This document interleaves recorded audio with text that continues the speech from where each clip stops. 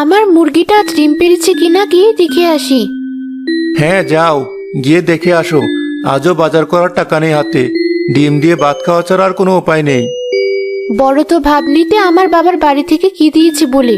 আজ বাবার বাড়ি থেকে মুরগিটা এনেছিলাম বলে তাও একবেলা শান্তিতে খেতে পারো। হয়েছে হয়েছে, আর কথা শুনিও না তো। যাও, গিয়ে ডিমটা নিয়ে এসো। যাচ্ছি। এখন সত্যিটাও বলা যাবে না, সব কথা সে নিজেই বলবে। আমি বলতে গেলেই যত দোষ। কি দেখেছে বাবা আমাকে এর কাছে বিয়ে দিয়েছিল, আমার কপালটাই খারাপ। মতির বউ মুরগির খোপে থেকে ডিম আনতে গেল, কিন্তু সেখানে কোনো ডিম খুঁজে পেল না। কি ব্যাপার, মুরগিটা কি আজ কোনো ডিম পারেনি, নাকি অন্য কোথাও ডিম পেড়ে রেখেছে? মুরগিটাকে অন্য কোথাও গিয়ে খুঁজে দেখি।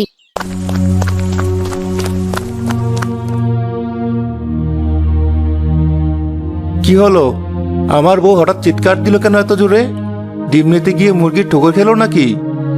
আমার মুরগি, আমার মুরগিটার এমন অবস্থা কিভাবে হতে দিলে উপরওয়ালা? কি হয়েছে তোমার? এভাবে চিৎকার দিলে কেন? ডিমটা ভেঙে ফেলেছো?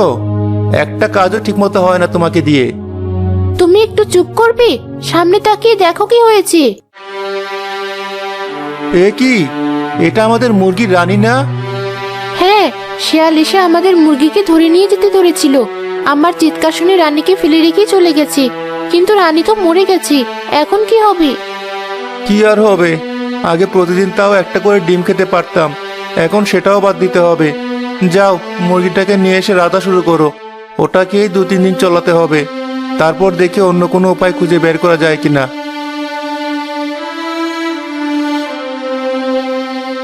কেমন নির্দয় এক স্বামী জুটেছিল কপালে। মনে দয়া মায়া বলতে কিছু নেই। আমার প্রিয় মুরগিটা মরে গেছে, আর ও একটু দুঃখও না দেখিয়ে উল্টো আমাকে রেঁধে ফেলতে বললো মুরগিটা। অবশ্য ও কেন কষ্ট পাবে, ওর তো উল্টো খুশি হওয়ার কথা। এখন আর ওকে আমার কথা শুনতে হবে না। যাই, মুরগিটাকে নিয়ে গিয়ে রাধা শুরু করি। মতির বউ আর ছেলে মুরগি রান্না হওয়ার পর দুপুরে এসে তরকারি দিয়ে ভাত খেতে বসলো।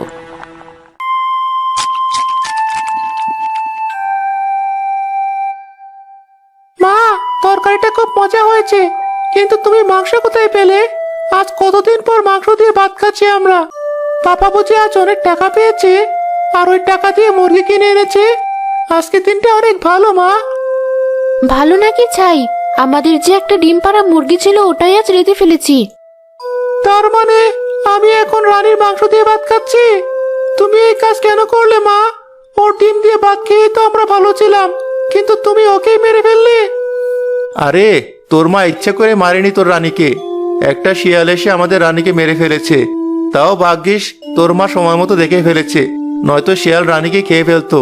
আর আজ রানীর মাংস দিয়েও ভাত খেতে পারতি না তুই। রানী, তুই আমাদের ক্ষমা করে দিস। সারা জীবন তুই আমাদের জন্য কষ্ট করে ডিম পেড়ে গেলি, শেষমেশ তোকে একটা শিয়ালের হাতে মরতে হলো। এখন উপায় না পেয়ে আমাদেরকে আবার তোরই মাংস খেতে হচ্ছে। আমার সত্যিই খুব খারাপ লাগছে। মুরগি তো এটা সেই কখনই মরে গেছে। তুই কার প্রতি দরদ দেখাচ্ছিস এত? আর বেঁচে থাকলেও তো ওই মুরগি বুঝতো না তোর কথা। যত সব ঢং। তুমি চুপ করো। তুমি কি বুঝবে পোষা প্রাণীর প্রতি ভালোবাসা?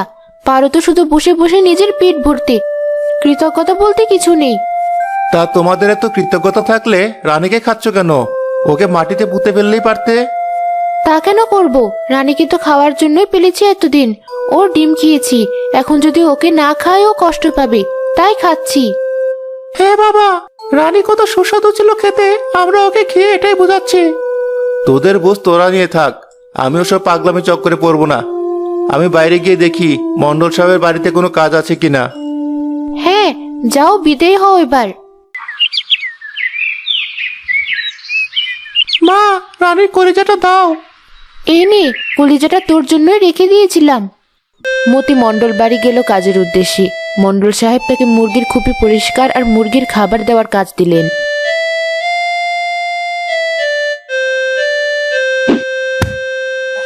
সেই সকাল থেকে সারাদিন এক মুরগির চক্করে পড়ে আছি। এখানে এসে ওই মুরগির পেছনেই পড়ে থাকতে হচ্ছে। কোথায় যে যাব আমি?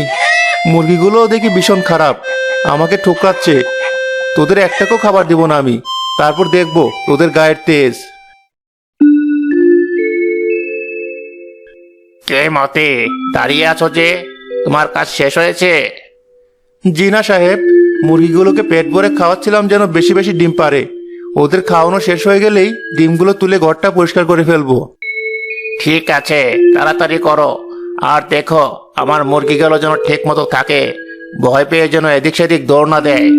ওরা আমার অনেক শখের পালা মুরগি। জি সাহেব, কোনো চিন্তা করবেন না, ওদেরকে নিজের সন্তানের মতো খেয়াল রাখবো আমি। আচ্ছা, তাহলে তো ভালোই, আমি চললাম। জি, আপনি নিশ্চিন্ত থাকতে পারেন মন্ডল সাহেব। যাক, অবশেষে সাহেব চলে গেছে। বুঝলাম না, ইদানিং এই গ্রামের সবার মুরগিদের প্রতি ভালোবাসা উতলে পড়ছে নাকি। এখন আবার এগুলো সব বিষটা পরিষ্কার করতে হবে, কি এক যন্ত্রণা। রানী নেই বলে উঠোনটা কেমন খালি খালি লাগছে। কেন যে ওকে দিয়ে কটা বাচ্চা ফুটালাম না, তাহলে আর এখন আফসোস করা লাগতো না। অবশ্য নিজেকে দোষ দিয়ে কি লাভ। ওর ছোট একটা ডিম প্রতিদিন 3 ভাগ করে খেতাম আমরা। ডিম বাঁচলে তো বাচ্চা ফুটবো, কটা মুরগি কেনার সামর্থ্য তো হবে না। গাছেও যদি ডিম ধরা শুরু করতো, তাহলে হয়তো এই সংসারের অভাব একটু পূরণ হতো। সবগুলো ডিম প্রায় তোলা শেষ, শুধু আরেকটা ডিম তোলা বাকি আছে। মতি শেষ ডিমটা তুলতে গিয়ে দেখলো এই ডিম দেখতে অন্য সব ডিমের মতো না, অন্য রকম ডিম, তার উপর বিভিন্ন রকমের কারুকাজ করা। ব্যাপার কি, ডিমটাতে কেউ রং করেছে নাকি? এমন অদ্ভুত ডিম তো আগে কখনো দেখিনি। কিন্তু মুরগির ঘরে তো আমি ঢোকার পর কেউ আর ঢোকেনি, কে রং করে যাবে ডিমটাতে? তবে যাই হোক না কেন, ডিমটা কিন্তু দেখতে বেশ সুন্দর, আর আকারেও বেশ বড় সড়ো। এক কাজ করি, এটা লুকিয়ে চুপচাপ আমার বাড়িতে নিয়ে যাই। আমার বউ আর ছেলে দেখলে অনেক খুশি হবে। মা, কি করো? বাবাকে আসেনি এখনো? না, দেরি করছে যেহেতু তার মানে কাজে আছে, নয়তো চলে আসতো এতক্ষণে।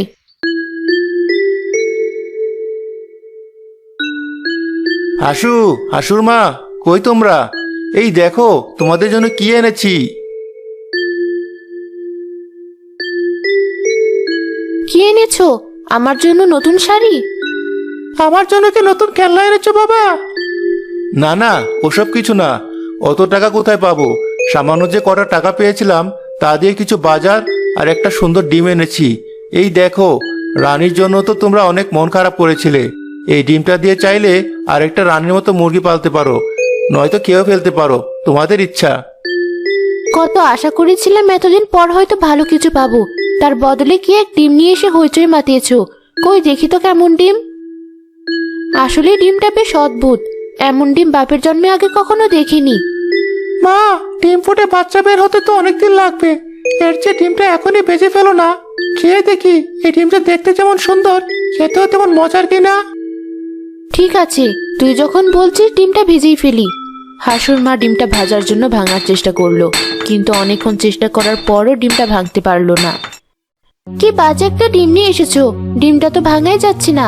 এটা কি আসলেই ডিম নাকি অন্য কিছু দিয়ে বানানো? আমার তো মনে হয় বাবা টাকা দিয়ে নকল ডিম কিনে নিয়ে এসেছে, নয়তো মুরগির ডিম কি কখনো এত রঙিন আর বড় হয়? আরে তোমরা ভুল বুঝছো, টাকা দিয়ে কিনিনি আমি এই ডিম, যেখানে কাজ করছিলাম ওখান থেকে দিয়েছে। তোমাকে বোকা পেয়ে একটা নকল ডিম হাতে ধরিয়ে দিয়েছি। কি হবে এই অকাজের ডিম দিয়ে? ফেলে দিই এটা। শুধু শুধু এই ডিমের পিছে সময় নষ্ট করে কোনো লাভ হলো না। ভাগ্যিস ডিমটা বাচ্চা ফুটানোর জন্য দেইনি। আরে মা, করলে কি? কত সুন্দর ডিমটা এভাবে ঢিল মেরে ফেলে দিলে। ঘরে সাজিয়েও তো রাখতে পারতাম। ঘরে আসবাবপত্র কিছু নেই, আবার নাকি ডিম সাজিয়ে রাখার শখ। যা দেখ ডিমটা কোথায় গিয়ে পড়লো, আবার নিয়ে আয়। আচ্ছা মা, আমি গিয়ে খুঁজে দেখি। এই নাও, ডিম তো আর খাওয়া হলো না, বাকি বাজারগুলো নিয়ে রাধা শুরু করো।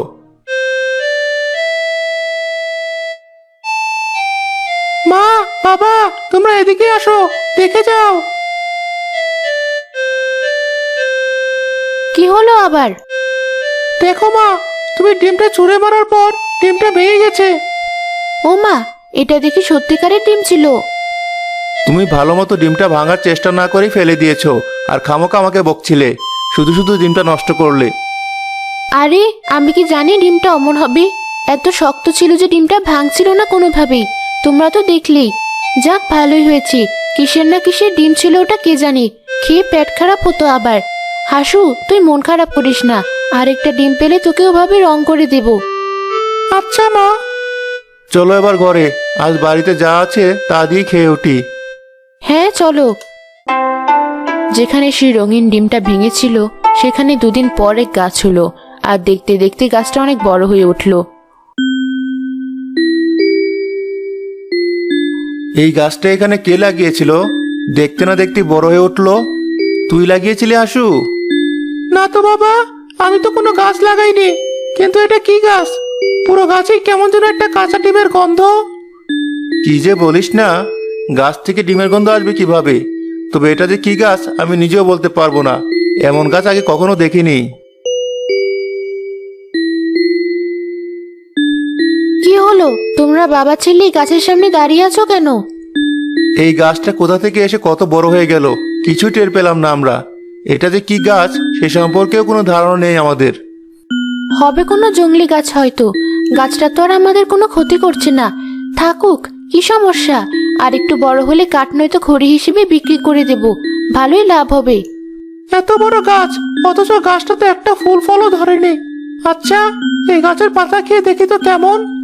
পাতা কেন খেতে যাবি অচেনা গাছের? কিচ্ছু খাওয়া লাগবে না, চলেই গাছের সামনে থেকে।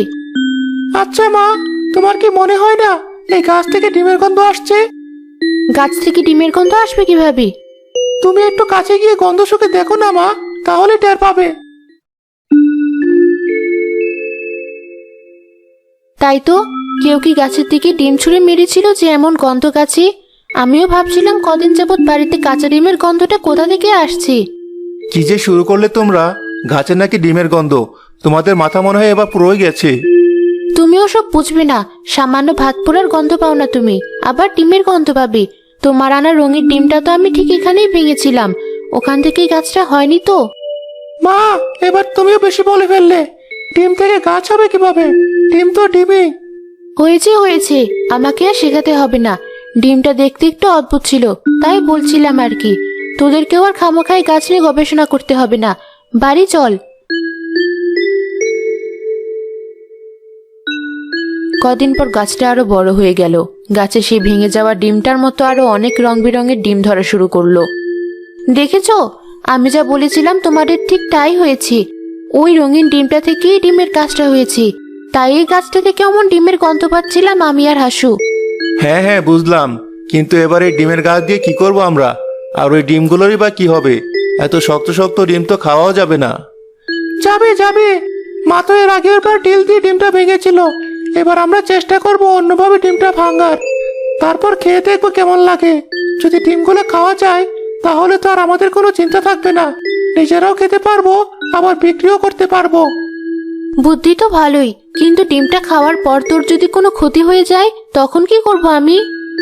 আচ্ছা হাসুর মা, তুমি চিন্তা করো না, আমি সবার আগে খাবো ডিমটা, তারপর যদি সব ঠিক থাকে তোমরাও খাবে। হ্যাঁ, এটা করাই যায়। যা হাসু, গাছ থেকে 3টা ডিম পেড়ে নিয়ে আয়, সাবধানে যাস।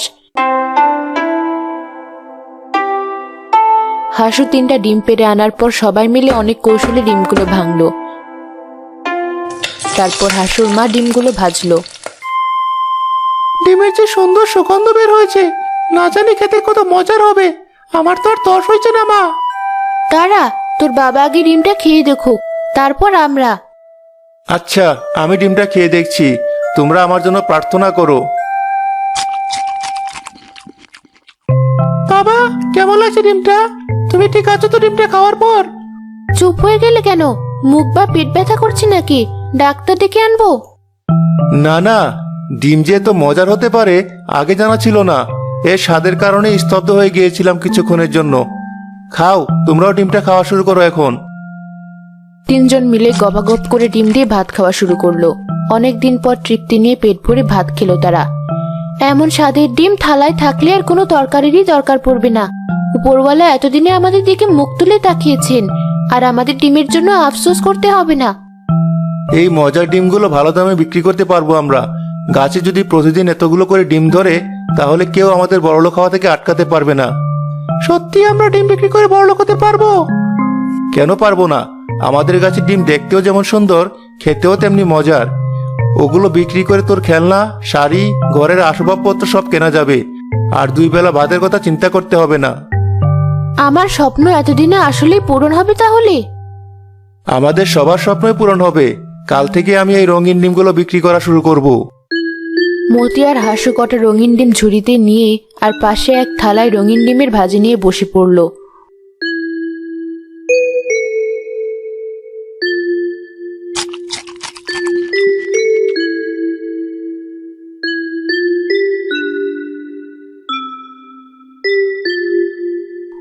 বাবা, দেখো কত তাড়াতাড়ি সব ডিম বিক্রি হয়ে গেছে।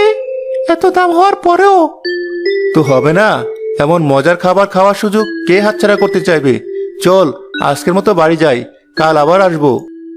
চলো বাবা। তারেক, আজকে ডিম বিক্রির টাকা কোথায়? এই নিন সাহেব। এত কম টাকা কেন? গ্রামের মানুষ কি ডিম কেনা বাদ দিয়ে দিল? হাসু মিয়া কি এক অদ্ভুত রঙিন ডিম বিক্রি করে। সবাই এখন সাধারণ ডিম কেনা বাদ দিয়ে ওগুলোই কিনে খায়, কারণ ওই ডিমগুলো নাকি আকারেও বড় আর খেতেও অনেক মজার। তাই বুঝি? ঠিক আছে, আমিও খেয়ে দেখবো কেমন খেতে ওই ডিম। মণ্ডল সাহেব হাসুর কাছে গিয়ে সে ডিম খেলো আর তাকে জিজ্ঞেস করলো ওই ডিম সে কোথা থেকে পেয়েছে। হাসু তাকে কৃতজ্ঞতা জানিয়ে সব সত্যি বলার পর মণ্ডল সাহেব রেগে গেল। আমার কাছ থেকে ডিম চুরি করে তুমি আমার ব্যবসাটি করে করাচ্ছ? তারেক, আজই ওই গাছটা কেটে সবগুলো ডিম আমার বাড়ি নিয়ে আসবি। এমনটা করবেন না, আমাদের ক্ষতি হয়ে যাবে। আমি যা বলছি তাই হবে। তারেক, তুই এখনই যা। তারেক গাছ কেটে সবগুলো ডিম নিয়ে চলে এলো।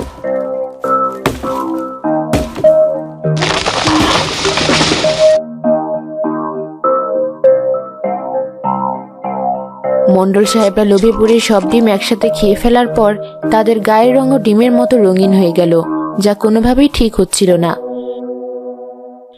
তোমার চুরির শাস্তি আমাদেরকে পেতে হলো, আর মণ্ডল সাহেব তার খারাপ আচরণের শাস্তি পাচ্ছে এখন। গ্রামের কাউকে আর মুখ দেখাতে পারি না আমি। মা দেখো, আমাদের আগে ডিম গাছের মতো আরেকটা গাছ। তাই তো, চলো হাসুর মা, আমরা এই ডিম গাছটা নিয়ে দূরে অন্য কোনো গ্রামে চলে যাই, যেখানে কেউ আমাদের চিনবে না। ঠিক আছে, চলো।